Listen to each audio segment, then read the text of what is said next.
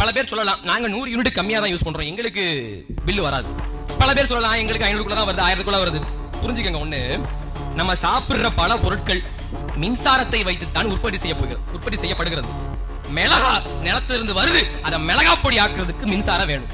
மஞ்சள் நிலத்துல விளையுது, அதை மஞ்சள் பொடி ஆக்குறதுக்கு மின்சாரம் வேணும். அதையெல்லாம் பேக் பண்றதுக்கு மின்சாரம் வேணும்.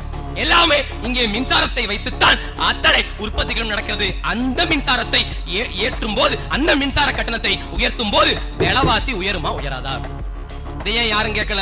மின் கட்டணம் உயரும் என்பது நாடி, உயிர் நாடி. அதை உயர்த்தினால் விலைவாசி அதுவாக உயரும். சுங்கச்சாவடி கட்டணம் அது உயிர் நாடி, அதை உயர்த்தினால் விலைவாசி தானாக உயரும். ஏன்? பல விளை பொருட்கள் லாரியில தான் வரணும்.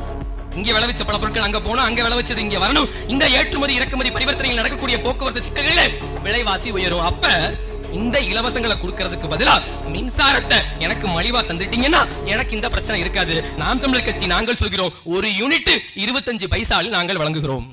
இது நாம் தமிழர் கட்சியினுடைய வாக்குறுதி.